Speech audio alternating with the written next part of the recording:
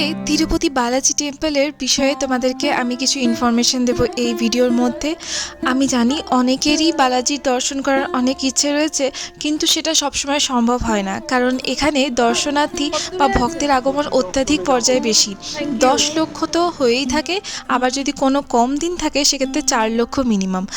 জায়গাটা আমাদের পরিচিত নয়, তাই আমরা এপি ট্যুরিজমের মাধ্যমে, যেটা অন্ধ্রপ্রদেশের গভর্নমেন্টের আন্ডারে রয়েছে, তাদের সাহায্যে গিয়েছিলাম। এখানে ওনারাই আমাদেরকে দর্শনের টিকিটটাও দিয়ে দিয়েছিলেন, আর সিটও লিমিটেড রয়েছে, তাই আমরা একটু সময় লেগেছিল। নেক্সট উইকে পেয়েছিলাম, প্রথম উইকে কিন্তু পাইনি। পার পার্সন 3050 মতো পড়েছিল। আমাদের পিক আপ পয়েন্ট ছিল ব্যাঙ্গালোরে ম্যাজেস্টিক, আর এর পরবর্তী সময় 2-3টে বাস স্টপ কিন্তু ছিল। এরপর এনারা আমাদেরকে ডাইরেক্ট একদম স্পটে নিয়ে যাবেন, আর সমস্ত রকম রেসপন্সিবিলিটি থাকবে এনাদের নিজেদেরই। আপনাকে কিভাবে মন্দিরে পৌঁছে দেওয়া হবে, কিভাবে দর্শন করিয়ে দেওয়া হবে, ইভেন আপনার পুজোর প্রসাদও ওনারা কিন্তু ব্যবস্থা করে দিতে পারেন।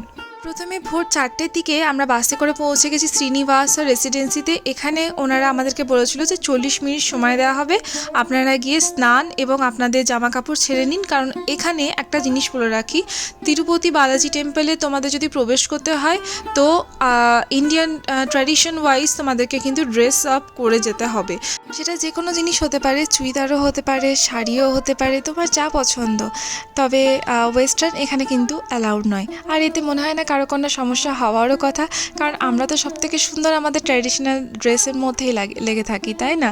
আর এখানে আমরা যে রুমটা পেয়েছিলাম, দুটো 509 আর এদিকে 510, যেটা তোমার বলতে গেলে খুবই সুন্দর ছিল। মানে এখানে আমাদেরকে বলতে গেলে যদি বলে কেউ যে না থাকার জন্য, তো আমরা কোনো সমস্যা নেই। খুব সুন্দর রুমটা, একদম নিট অ্যান্ড ক্লিন। এরপর আমরা আবারও চলে এসেছি বাসের মধ্যে, একদম রেডি হয়ে। দেখো আমি 40 মিনিট, আমি 30 মিনিটের মধ্যে বিশাল রেডি হয়েছি। না মানে একা একা শাড়ি পরা, তারপরে আবার তোমার জুয়েলারি পরা, তারপরে তার সাথে আবার মেকআপও হালকা ফুলকা করে নেওয়া। আমি যদি আবার হালকা ফুলকাই করেছিলাম, কজ লিপস্টিক বাগেরা নিয়েছিলাম, আর কিছু সেরকমভাবে নিইনি। আমাদের সর্বপ্রথম গন্তব্যস্থল হচ্ছে পদ্মাবতীর মন্দির। এই মন্দিরটি দেবী লক্ষ্মীকে উৎসর্গ করা হয়েছে। লোকবিশ্বাস রয়েছে, যারা তিরুপতি বালাজি মন্দির যান তাদের ইচ্ছে তখনই পূরণ হয় যখন ভক্তরা বালাজির সাথে সাথে আগে পদ্মাবতী মন্দিরে যান এবং আশীর্বাদ নেন। পদ্মাবতী মন্দিরে প্রণাম সেরে আমরা একটা লাড্ডু নিয়ে তারপর আবারও বাসে চেপে পড়েছি। দেখো এখন বাস কিন্তু চেঞ্জ হয়ে গেছে। এই বাসটা কিন্তু অন্য বাসের থেকে ছোট ছিল। মানে এখন আমরা পাহাড়ের গা বেয়ে বেয়ে চলেছি তিরুপতি মন্দিরের দিকে, আর এটা পুরোপুরি একদম পাহাড়ি এলাকা বলতে পারো, পুরো চারিদিকে শুধু পাহাড়ে ঢাকা।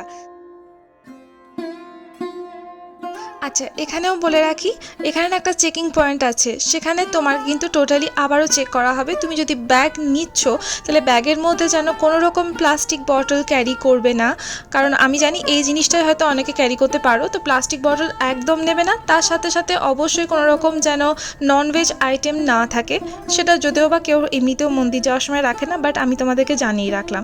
আর তার সাথে সাথে উল্টোপাল্টা জিনিস যেগুলো অবভিয়াসলি ক্রাইমের আন্ডার পড়ে, সেগুলো তো থাকলে হয়ে গেল। যাই হোক, এখন আমরা তোমার সেই চেক পয়েন্ট পেরিয়ে আবারও তোমার এগোচ্ছি।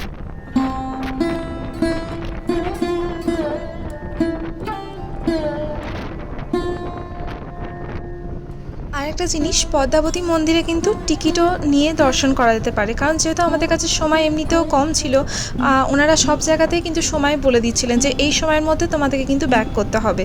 তো সেক্ষেত্রে আমরা ওখানে 100 টাকার একটা টিকিট নিয়েছিলাম, যার মাধ্যমে আমরা কিন্তু দর্শন করেছিলাম। এখন চলেছি বালাজি বা গোবিন্দের মন্দিরের দিকে। এখানে শুধু একটাই কথা বারবার বলা যেতে পারে, গোবিন্দা গোবিন্দা গোবিন্দা, যেটা আমরা বাসের মধ্যে, যেটা আমরা মন্দিরের মধ্যে সব জায়গায় শুনতে পাচ্ছিলাম। এখন আমরা প্রায় পৌঁছেই গেছি, আর কিছুক্ষণের অপেক্ষা। এখানে ওনারা আমাদেরকে একটা জায়গায় প্রথমে নিয়ে এসেছিল। আমাদের ইনস্ট্রাক্টর এখানে বললেন যারা যারা মানসিক করেছেন, মূলত সবাই চুলের মানসিকই করে থাকেন, তো তাদের এখানে মুন্ডন কার্য হবে। তো তার জন্য যারা যারা করেছেন তারা ওখানে নেমে পড়েছেন, এবং আমাদেরকে নিয়ে যাওয়া হয় অন্য একটা জায়গায়। মেনলি এখানে নিয়ে যাওয়া হয় ব্রেকফাস্ট করার জন্য, আর সেখানেই আমাদেরকে বেশ কিছু সময় বলা হয় যে এবার আপনারা এখানেই ওয়েট করুন, আমি আবার 11টার সময় এসে আপনাদের সঙ্গে দেখা করব, ততক্ষণ আপনারা চাইলে এই জায়গাটা ঘুরে দেখতে পারেন। তো আমরা অলরেডি ঘুরতে শুরু করে দিই। আর এর পাশেই একটা মিউজিয়াম করা হচ্ছে, যেটা এখনও কাজ চলছে, পুরোপুরি কমপ্লিট তো হয়নি, কিন্তু অত্যন্ত সুন্দর। আর এই মিউজিয়ামটার একদম সামনের রাস্তাটাতেই রয়েছে বালাজির দিকে যাওয়ার রাস্তা। তো আমরা যাই হোক ঘুরে ফিরে দেখছিলাম, এই দেখো এই সাইডটাতে রয়েছে আমাদের ওই রেস্টুরেন্টটা, আর এই দিকে আমরা কিন্তু ছুটে গেছিলাম বালাজির মন্দিরে দর্শন করার জন্য। হ্যাঁ, ছুটে গেছিলাম মানে যে যত তাড়াতাড়ি পারে সে তত তাড়াতাড়ি চলেছিল, কারণ এখানে হয়তো আমরা টিকিট পেয়েছি ঠিক কথায়, কিন্তু তাতেও লাইনটা কিন্তু খুব একটা ছোট নয়। আর এই রেস্টুরেন্টেই আমরা কিন্তু খাচ্ছিলাম, এই ছিল আমাদের ব্রেকফাস্ট। খুব সুন্দর, সিম্পল। অবভিয়াসলি যদি সাউথ ইন্ডিয়ান ডিশ হয় সেটা সবসময় এরকমই সুন্দর এবং সিম্পল হয়।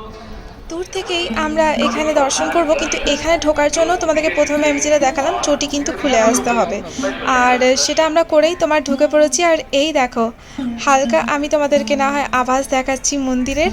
এখান থেকে আমি যতটুকু পেরেছি তোমাদেরকে ক্যামেরা বন্দি করে দেখাবার চেষ্টা করছি, কারণ ভিতরে তো ক্যামেরা অ্যালাউড নেই। সামনের দিকে দেখলেই বুঝতে পারবে মন্দিরের চূড়াটা। তো এই হচ্ছে গোবিন্দের মন্দির।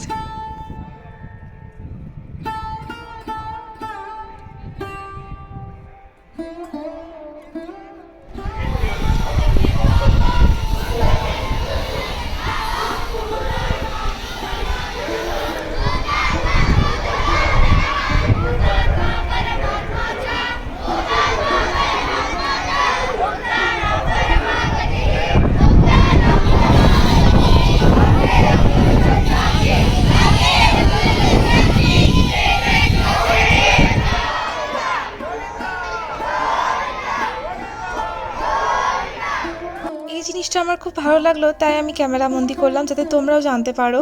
এখানে কিন্তু স্কুলের মধ্যে স্টুডেন্টদেরকে নিয়ে যাওয়া হয় এবং তাদেরকে আমাদের ট্র্যাডিশন সম্পর্কেও জানানো হয়, যেটা খুব ভালো বিষয়। আর এখন আমি তোমাদেরকে দেখাচ্ছি মুন্ডনের দৃশ্য। দেখো এখানে অনেকেই বলতে গেলে নিজের মুন্ডন করেছেন, আর সেটাও আমার খুব ভালো লাগলো যে অনেকের হয়তো আশা পূর্ণ হয়েছে। এখানে মা আমার কিছুটা ছবি তুলে দিচ্ছে, কারণ এরপরে তো ক্যামেরা নিয়ে নেবে। আর এই জায়গাটা অত্যধিক পর্যায়ে সুন্দর। তোমরা এখানে চাইলে কোনো হোটেলের মধ্যে থাকতে পারো এবং পুরো জায়গাটা সারা দিন ধরে ঘুরতে পারো, মানে তোমরা একটুও বোর হবে না। খুবই সুন্দর, বলতে গেলে চারিদিকে প্রাকৃতিক সৌন্দর্য রয়েছে। যাক, গোবিন্দের দর্শন তো পেয়ে গেছি, আর এখন আমরা লাঞ্চ করে তারপরে উঠে পড়েছি বাসের মধ্যে। আমাদেরকে এখানে সময় দেওয়া হয়েছিল 2 ঘন্টা। আচ্ছা, আমাদের যে প্যাকেজটা ছিল 3050-এ, তার মধ্যে রয়েছে বালাজির টিকিট, ব্যাঙ্গালোর থেকে আনা এবং পৌঁছে দেওয়া, হোটেল রুম, সকালবেলার ব্রেকফাস্ট, দেন লাঞ্চ। তো এই সব কিছু এর মধ্যে ইনক্লুড ছিল। এখন আমরা দেখো বড় বাসে পৌঁছে গেছি আবারও, মানে ওই ছোটো বাসটা ছেড়ে। আর এনারা আমাদেরকে একটা জায়গায় স্টপে নামিয়েছিলেন। এটাই আমাদের লাস্ট স্টপ। এর পরবর্তী সময় বাস আর দাঁড়াবে না, তাই এখানে দাঁড়িয়ে কেউ যদি চাও তো ফ্রেশ হতে পারো সেজন্য। আর তার সাথে সাথে আমরা চা বা কেউ যদি চাইতো মানে কোনো হালকা ফুলকা খাবারও নিয়ে নিতে পারে, সেই জন্যই মেনলি এখানে দাঁড়ানো। বাট আমি তোমাদেরকে যেটা দেখাবো সেটা হচ্ছে এই জায়গাটার সৌন্দর্যতা। মানে এই যে সবাইকে ছাড়িয়ে দেখো, আমি দেখাচ্ছি তোমাদেরকে কত বিশাল একটা জায়গা, আর তার মাঝে চারিদিকে শুধু পাহাড় আর পাহাড়।